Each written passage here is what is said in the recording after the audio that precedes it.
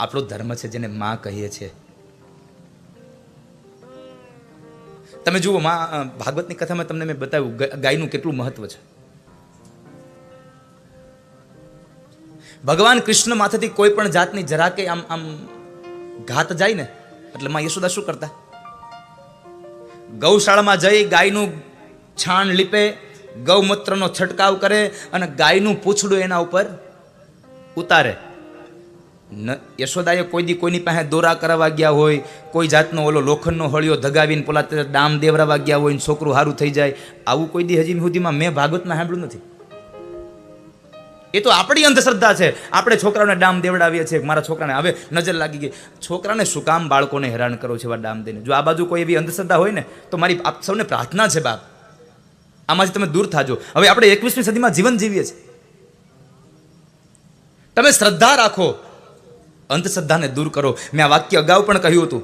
શ્રદ્ધાને તમે રાખો, અંધશ્રદ્ધાને દૂર કરો. પણ અંધશ્રદ્ધાને દૂર કરવામાં એટલી ખાસ કાળજી રાખજો, આપણી મૂળ શ્રદ્ધા ખંડાઈ ન જાય, એનું ધ્યાન રાખજો વાલા.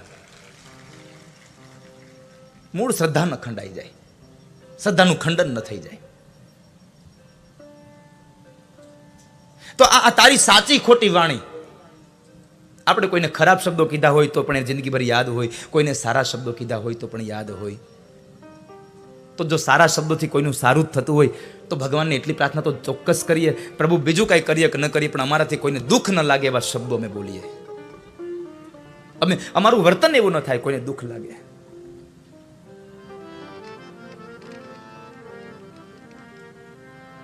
શિશુપાલે ભગવાનને 100 ગાળો આપી. ભગવાને સાવધાન કર્યો તો ન સમજ્યો. 99 ગાળ સમાપ્ત થઈ, 100 ગાળ થઈ અને 100 ગાળ પૂરી થઈ. ભગવાને સાવધાન કર્યો, બસ શિશુપાલ હવે ને વર્તો આગળ. છતાં પણ ન માન્યો. અંતે થયું શું? ભગવાને 100 ગાળ પૂરી થઈને 101મી ગાળ જ્યાં બોલે, ભગવાને કરકમળમાંથી સુદર્શન ચક્રને વહેતું કર્યું અને એ સુદર્શન ચક્રમાં શિશુપાલના મસ્તકનો વધ કર્યો. ભગવાને ધડથી મસ્તક અલગ કર્યું. ભગવાન કૃષ્ણના એ સુદર્શન ચક્રનાથી લઈ અને શિશુપાલનો વધ થયો અને એ વધને લઈ અને શિશુપાલ ભગવાનમય બન્યો છે. સુખદેવજી મહારાજે રાજા પરીક્ષિતને ગોપી ગીતમાં કહ્યું, કારણ કે પરીક્ષિતને પ્રશ્ન થયો ને, બાપજી આ સ્ત્રીઓ બધી છે, આ સ્ત્રીઓ તો કૃષ્ણને પતિ માને છે, કૃષ્ણને પતિ માને છે, અને જો પતિ જ માને છે તો પછી એને ત્રિગુણી માયામાંથી એને મુક્તિ કેમ મળે? સત્વગુણ, રજોગુણ અને તમોગુણમાંથી એના મુક્તિના આ બુદ્ધિને બંધન કેમ છૂટે? સુખદેવજી મહારાજે કહ્યું કે રાજા, મેં તને અગાઉ પણ કહ્યું હતું કે તું આમાં શંકા ન કરીશ. કથાઓમાં ચેદી રાજાનું ચરિત્ર જો, જરાસંઘનું ચરિત્ર જો, તું શિશુપાલનું ચરિત્ર જો. ભગવાનનો વિરોધ કરીને પણ ભગવાનમય બની ગયા હતા. ભગવાનનો વિરોધ કરે એને પણ ભગવાન પોતાનો કરી લે છે, અને ભગવાનને પ્રેમ કરે એને પણ ભગવાન પોતાનો કરી લે છે. એટલે કહ્યું કંવા દયાલુમ શરણમ વ્રજેમ. ભાગવતનો 3જો સ્કંદ એમ કહે છે, કેવા દયાળુના શરણે જવું? તો કહે છે ઝેર પીવડાવે એને મુક્તિ આપે અને દૂધ પીવડાવે એને મુક્તિ આપે. આવો જેનો સ્વભાવ હોય ને એવાના શરણે જવું જોઈએ આપણે. કંવા દયાલુ શરણમ વ્રજેમ. કેવા દયાળુના શરણે જશું? એવા દયાળુના શરણે જઈએ. ભાગવતનો 3જો સ્કંદ એમ કહે છે. અને અંતે શિશુપાલનો ભગવાને ઉદ્ધાર કર્યો, એ કથા બતાવી. ભગવાને રાજસુ યજ્ઞ સંપન્ન કરાવ્યો. આ બાજુ દ્વારિકા ઉપર શાલ્વએ ચડાઈ કરી. પ્રદ્યુમ્ન મહારાજ ઘવાયા, ભગવાન આવ્યા છે. ભગવાને પોતાના એ યુદ્ધની દોર પોતાના હાથમાં લીધી. પ્રદ્યુમ્ન મહારાજને શાબાશી આપી. સૌથી પ્રથમ ભગવાને શાલ્વનું દિવ્ય વિમાનનો નાશ કર્યો છે. ત્યારબાદ શાલ્વનો ભગવાને નાશ કર્યો. ત્યારબાદ વિદુરથ અને દંતવક્રનો ભગવાને ઉદ્ધાર કર્યો. અહીંયા શિશુપાલ અને દંતવક્ર બેવનો ભગવાને ઉદ્ધાર કર્યો. અને જય અને વિજય એના 3જા જન્મમાંથી મુક્ત બની અને ભગવાનના ધામના દ્વારપાળમાં ફરી પાછા પોતાની સેવા માટે ત્યાં ગયા. જય અને વિજયનો છેલ્લો જન્મ, 3જો જન્મ શિશુપાલ અને દંતવક્ર હતો. ભગવાન કૃષ્ણએ એનો ઉદ્ધાર કર્યો. એ કથા બતાવી. આગળ જતા રાજા પરીક્ષિત પ્રશ્ન કરે છે, બહુ સુંદર શ્રેષ્ઠ ગાથા, બહુ સુંદર ગાથા. બાપજી, મેં એવું સાંભળ્યું છે કે શ્રી કૃષ્ણને કોઈ સુદામા નામનો એક મિત્ર હતા.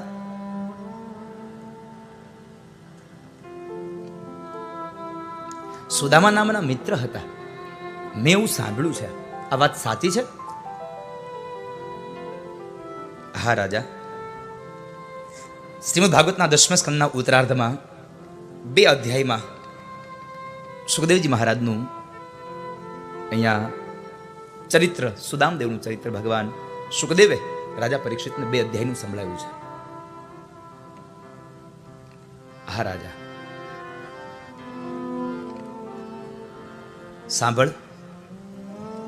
જ્યારે ભગવાન કૃષ્ણ અને દાઉજી મહારાજ બેઉ સાંદીપની ઋષિના આશ્રમમાં અભ્યાસ માટે ગયા,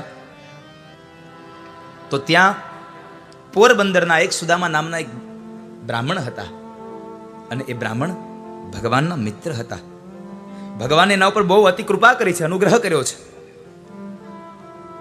ભગવાનનું કૃષ્ણનું સખ્ય પણ અદ્ભુત છે. નવધા ભક્તિમાં સખ્ય આત્મ નિવેદનમ, ભગવાનનું સખ્ય પણ અદ્ભુત છે. અહીંયા સખ્યનો ભાવ બતાવ્યો ભગવાને. કોઈના પ્રત્યે આપણી મિત્રતા જાગે ને, તો મિત્રતા પણ એવી હોવી જોઈએ કે આપણું બધું કદાચ આપી દેવું પડે ને, તો પણ ભલે મિત્રને આપી દેવું પડે, પણ મિત્રને ન છોડવો જોઈએ. આવી મિત્રતાનું ઉદાહરણ અહીંયા ભગવાન કૃષ્ણએ સ્વયં આપ્યું છે. સખ્ય ભાવનો ભાવ બતાવ્યો અહીંયા. તો એ ગાથા સાંભળ રાજા. પોરબંદરના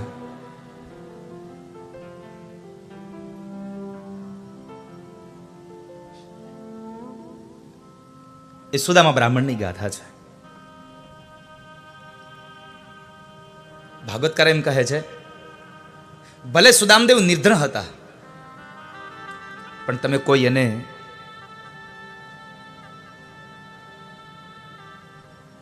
કંગાળ, ભિખારી, દરિદ્ર કહી અને સુદામાને કોઈ ગાળ ન દેશો.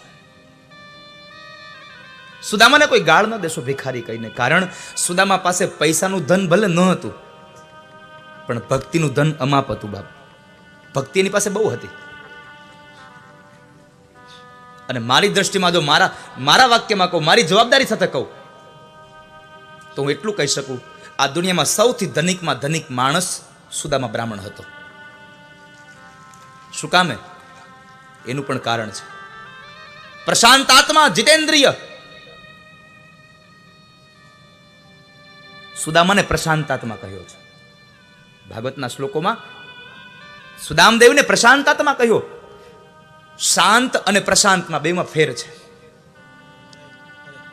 શાંત કોઈક ના કોઈક દિવસ ગરમ થઈ જાય, પ્રશાંત સદૈવને માટે પ્રશાંત જ રહે સાહેબ. એ ગરમ ન થાય, ગમે તેવી પરિસ્થિતિ આવે દુઃખી ન થાય. આ સુદામદેવ બ્રાહ્મણ એનું ઉત્કૃષ્ટ ઉદાહરણ છે કે સુદામા કોઈ દિવસ દુઃખી નથી થયા. અને સુકામે ધનિક છે. મારી દ્રષ્ટિમાં સુકામે ને સુદામા ધનિક છે, એનું મૂળ કારણ તમને કહું. આ દુનિયાનો અબજોપતિ માણસ ભગવાનના મંદિરમાં જાય તો ભગવાન પાસે માગ્યા વગરનો રહ્યો હોય એવો એક પણ દાખલો હજી સુધીમાં છે નહીં આ દુનિયામાં. ભગવાન પાસે જાય એટલે ભગવાન પાસે માગે છે. ભગવાનને કહ્યું છે, પ્રભુ મને આ આપજો, મને તે આપજો, મને આ કરજો, મને તે કરજો. ભગવાન પાસે કોઈની કોઈ વસ્તુની માંગણી કરતો હોય છે.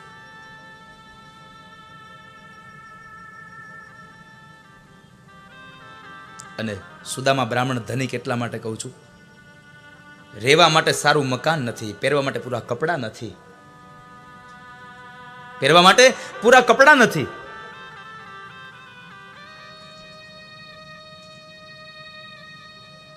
જમવા માટે જુવાર નથી. અને છતાં પણ આ દુનિયાનું સૌથી મોટામાં મોટું વ્રત અયાચક વ્રત, મરવું પણ કોઈની પાસે માગવું નહીં. 2 હાથવાળા પાસે નહીં, 1000 હાથવાળા પાસે પણ ન માગવું. આવું અયાચક વ્રત લઈને જે બેસી ગયા છે એ સુદામદેવ બ્રાહ્મણ. એટલે કહ્યો પ્રશાંતાત્મા જીતેન્દ્રિય. એટલે મારી દ્રષ્ટિમાં સુદામા બ્રાહ્મણ સૌથી ધનિક છે. કઈ નથી છતાં પણ કોઈ દિવસ કઈ માગ્યું નહીં. કઈ નથી છતાં ન માગ્યું.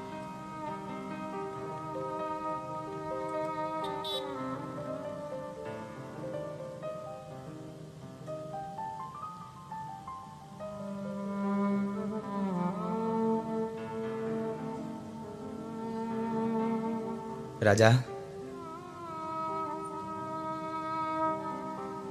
કૃષ્ણસ્યાસીત સખા કશ્ચિદ બ્રાહ્મણો બ્રહ્મવિત્તમઃ વિરક્ત ઇન્દ્રિયાર્થેષુ પ્રશાંતાત્મા જીતેન્દ્રિયઃ. પ્રશાંતાત્મા જીતેન્દ્રિય. કૃષ્ણ સ્યાસિત સખા. કૃષ્ણના સખા છે કોણ? કશ્ચિદ બ્રાહ્મણો બ્રહ્મવિત્તમ. સુદામાને બ્રહ્મવિત્તમ કહ્યા છે, બ્રહ્મમાં ઉત્તમ, બ્રહ્મને જાણનારો બ્રહ્મવિત્તમ.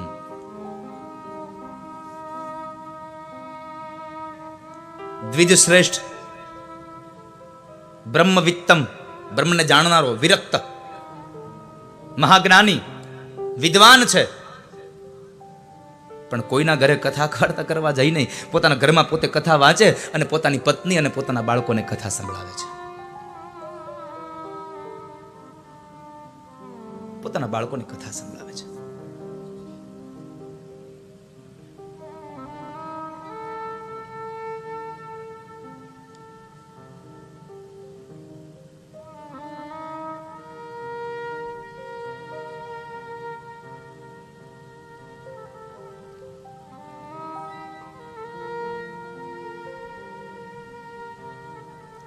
તો સુશીલા નામની એમની સ્ત્રી છે, એને 2 બાળકો છે.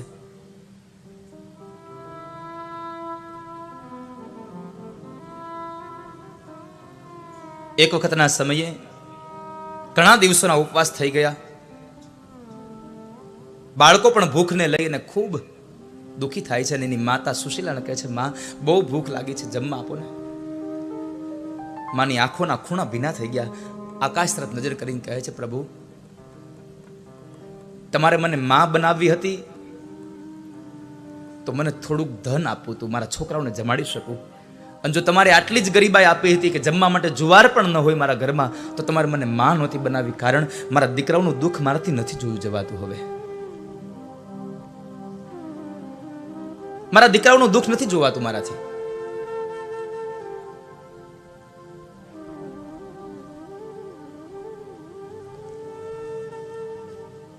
સુશીલાને યાદ આવ્યું કે મારા પતિ મને એક વખત એમ કહેતા હતા કે મારા એક મિત્ર હતા, દ્વારિકાવાળા મારા મિત્ર છે, અને દ્વારિકાવાળા જોના મિત્ર હોય તો દ્વારિકાવાળા તો અંતર્યામી છે. તન કી જાને, મન કી જાને, જાને ચિત્ત કી ચોરી. બધા એના તન મનની વાતોને જાણે છે. એ તો કૃષ્ણ છે. તો લાવ મારા પતિદેવને કહું. એ ત્યાં જાય અને કદાચ મારા પતિ માગશે નહીં તો કઈ નહીં, પણ મારા પતિને ખાલી આમ ઢંગથી જોશે ને તો પણ દ્વારિકાવાળા ઓળખી જશે ને થોડુંક ધન આપશે ને તો મારા છોકરાને હું જમાડી શકીશ.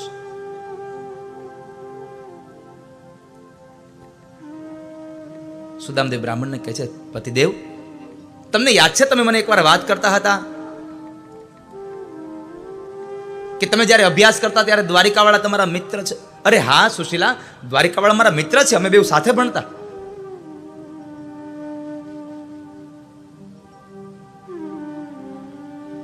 અમે બેઉ સાથે ભણતા.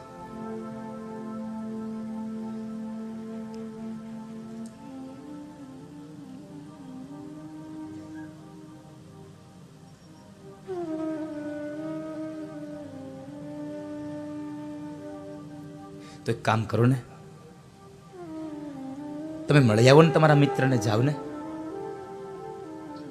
સુદામાદેવ બ્રાહ્મણ કહે છે, અરે સુશીલા તમે તો સમજુ છો, હું તમને સમજુ ને હું વધારે શું સમજાવું?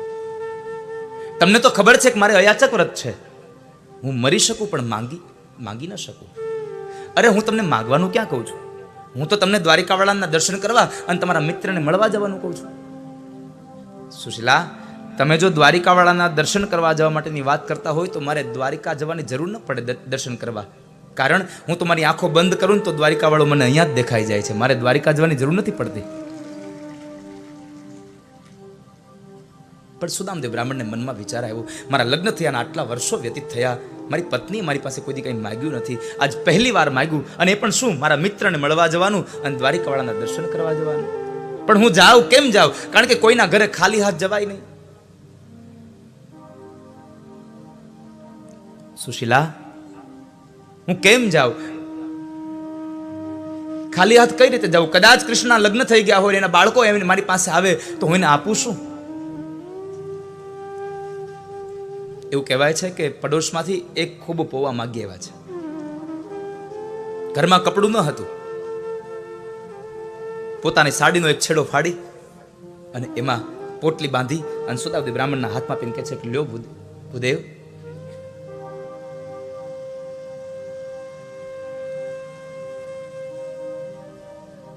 આ પૌવાની પોટલી તમે કૃષ્ણને આપજો. સુદામદેવ બ્રાહ્મણ પૌવાની પોટલી હાથમાં રાખીને કહે છે પૌવા. સુશીલા સમજી ગયા.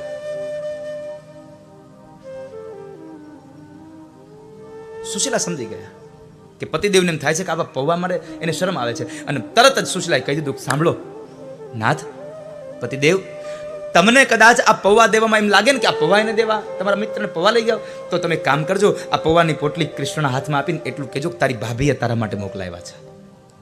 તારી ભાભીએ તારા માટે આપ્યા છે. તમે જુઓ તો ખરા સાહેબ, કેટલી સદવિચારધારા છે અહીંયા. તારી ભાભી આપ્યા છે. દુબળું પાતળું શરીર સુદામદેવ બ્રાહ્મણ નીકળે છે. પગમાં નથી પગરખા, મૂડી કેટલી, એક નાની એવી પોતડી, ખંભે ફાળિયું, ડાબા ખંભે જનોઈ અને હાથમાં એક લાકડી.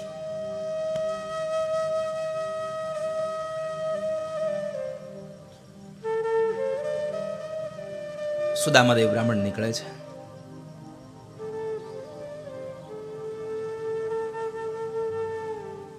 પોરબંદરની બહાર જે નીકળ્યા તો એક વૃક્ષની નીચે બેસી જાય છે. થાકી ગયા છે. હું જઈશ કે નહીં, હું દ્વારકા પહોંચી શકીશ કે નહીં પહોંચું?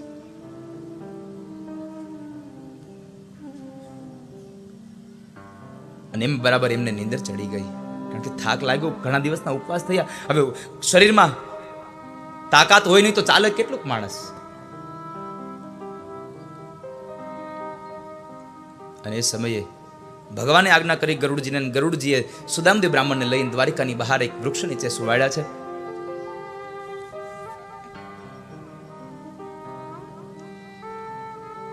સમય વ્યતીત થયો અને સમયમાં સુદામદેવ જાગ્યા છે. વળી પાછા માર્ગ ઉપર ચાલતા થયા અને માર્ગમાં ચાલ્યા છે તો બીજી કોઈ વાત નહીં, એક જ માત્ર રટન.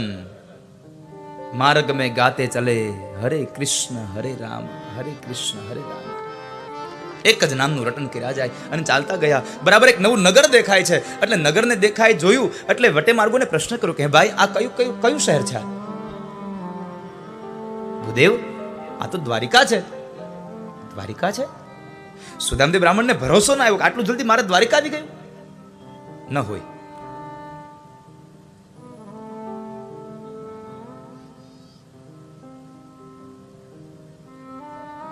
ન હોય. બીજા વટે માર્ગોને આગળ જઈને પ્રશ્ન કર્યો, ભાઈ આ કયું શહેર છે? ભૂદેવ, આ તો દ્વારિકા છે. એમ? તો મને બતાવો ને દ્વારિકાના નાથનો મહેલ ક્યાં છે? ભૂદેવ સામે નજર કરો, 52 ગજની ધોળી ધજા જે ફરકે છે ને, બસ એ જ ભગવાન દ્વારિકાનાથનો મહેલ છે. ધોળી ધજાને જોઈને તો સુદામાના આમ આનંદનો પાર ન રહ્યો હો. જોતા આનંદ ભાવ વિભોર બન્યા સુદામદેવ બ્રાહ્મણ. પૂછતા પૂછતા પૂછતા ગયા છે. પછી તો કથા એવી છે, આ કથાને રસપ્રદ બનાવવા માટેની કથા કદાચ અહીંયા મૂકી એવું છે. બાકી ભાગવતમાં તો એવું કહ્યું છે કે ભગવાન કૃષ્ણને મળવા માટે થઈ અને બ્રાહ્મણોએ કોઈ દિવસ કોઈની મંજૂરી લેવી પડતી હતી નહીં. પણ અહીંયા થોડીક આ કથાને રસપ્રદ બનાવી છે. અને આમે કથા તો હવે ધીમે ધીમે રસપ્રદ બનતી જાય તો જ મજા આવે.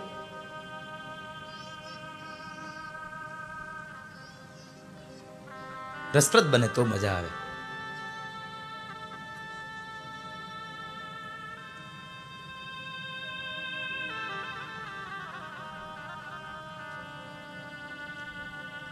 કથા છે ને એકદમ આમ ગરમ ગરમ શીરા જેવી છે. બેનો ઓલો શીરો બનાવે ખબર છે? શિયાળાનો સમય હોય અને એ શિયાળાના સમયમાં સરસ મજાનો શીરો બનાવે ગોળ નાખીને. આમ આમ તમે આમ ચમચી ભરીને મોઢામાં નાખો ને, ચાવવો ન પડે, સીધો ઉતરી જાય, સીધો જ ઉતરી જાય. પણ હવેના શીરાને ચાવવા પડે છે. શું કામ? એને ખબર છે, બધાના મનમાં એવું હોય ને, મારો શીરો હારો, મારો શીરો હારો, મારો શીરો હારો. એટલે બેનો બધા પછી શીરો સરસ મજાનો બનાવે, ઉપરથી બધું ડ્રાયફ્રૂટ નાખે, એટલે નો છૂટકે એને ચાવવો પડે. એમ આ કથામાં ઘણી બધી રસપ્રદ કથાઓ નાખવી પડે, એટલે પછી ચાવી પડે, નકર આ રસ છે. આ સરસ મજાનું ભાગવત રસ છે. ભાગવતને રસ શું કામ કીધું? ભાગવતને રસ શું કામ કીધું? એનું એક જ માત્ર કારણ મને લાગે છે મહાપુરુષોનું. શેરડીનો રસ હોય ને, શેરડીને તમે ખાવ ને તોય તમને એમાંથી રસ મળે. શેરડીને રસને કાઢીને પીવો ને તોય તમને એમાંથી રસ મળે. પણ શેરડી ન રાખી, રસ કર્યો. શું કામે?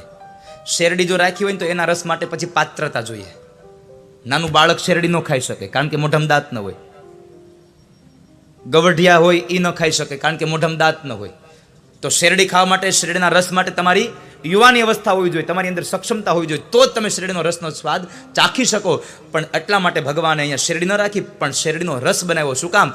નાનું બાળક હોય તો એને પણ તમે ચમચીથી પાઈ શકો, મોટા વયોવૃદ્ધ હોય તો એને પણ તમે ગ્લાસથી પીવડાવી શકો, અને યુવાન હોય તો પણ આ રસને પી શકે. એટલા માટે ભાગવતને રસપ્રદ બનાવ્યો છે સાહેબ. બધાને મળી શકે, બાળકને પણ મળે, યુવાનને પણ મળે, અને વૃદ્ધને પણ મળે. એટલા માટે આ ભાગવતને રસ બનાવ્યો છે.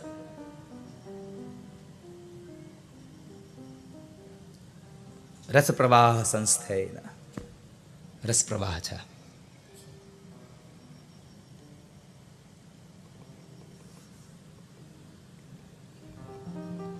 ધ્વજાને જોઈને આનંદ મળ્યો અને સુદામદેવ બ્રાહ્મણ જાય છે. કથા તો દ્વારપાળો રોકે છે, તમારે જે જોતું હોય દાન લઈ લ્યો. સુદામદેવ એક જ વાતને લઈને ઉભા છે કે ના, હું માત્ર કૃષ્ણને મળવા આવ્યો છું, મિત્ર છું. પેલો દ્વારપાળ એમ કે છે, તમે આ ગરમી તમારા મગજમાં ચડી ગઈ છે, આ તમારા કપડાનો ધંગ ધડો નથી, આવો મિત્ર અમારા ભગવાનને. અહીં ક્યાં ને મિત્રોની તાણ છે. ઘણી બધી વાતો એવી થાય છે, અને અંતે દ્વારપાળ ના પડે છે જવા દેવાની, ચાલ્યા જાવ. જ્યારે એને અપમાનિત કરે છે ત્યારે બીજો દ્વારપાળ એમ કહે છે કે ભાઈ, ગમે તેમ તો ભૂદેવ છે, તમે અપમાન ન કરશો એનું, તમે એનું અપમાન ન કરો.